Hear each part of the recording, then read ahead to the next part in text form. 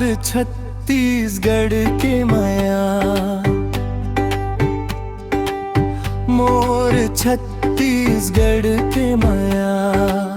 माटी में बस गे तोर सुरता, दिले निकल बस तोर नाव रे। मोर छत्तीसगढ़ के माया, मोर छत्तीसगढ़ के माया। तोर हंसी मन चंदा चमके, तोर बोली लागे मीठा गारे।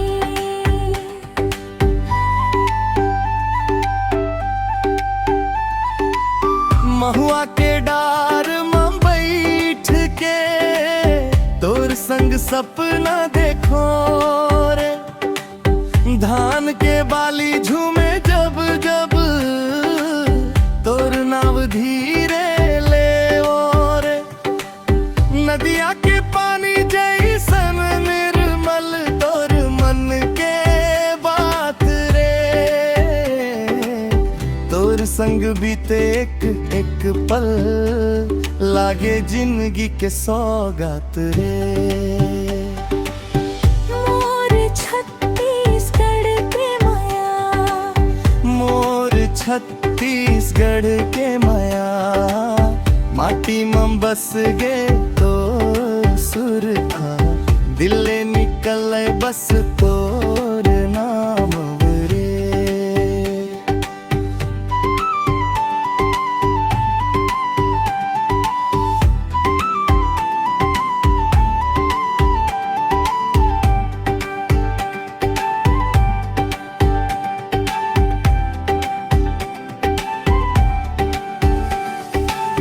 गाँव के गली मन जब तू आवस, फूल खिल जाथे रे। तोर पायल के छन छन सुन के मनवा मुस्काथे रे। तीजा पोरा के रंग सजे जब संग संग नाचबो रे। जिंदगी भर के ये मायाला हाथ मन हाथ धर के निभाबो रे। न धन चाही न दौलत चाही, चाही बस ते मोर संग। सुख दुख मन ते साथ निभावे, बस ही हमोर उमंग।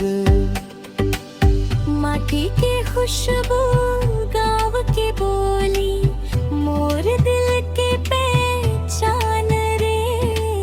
छत्तीसगढ़ के गोरा मन लिख दे, तोर मोर प्रेम कहानी रे। मोर छत्तीसगढ़ के माया, मोर छत्तीसगढ़ के माया। जन्म जन्म तक संग रही वो।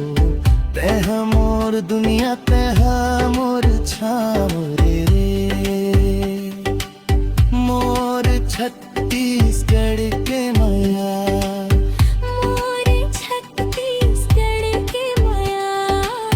माटी में बस गे तोर सुरता, दिले निकल बस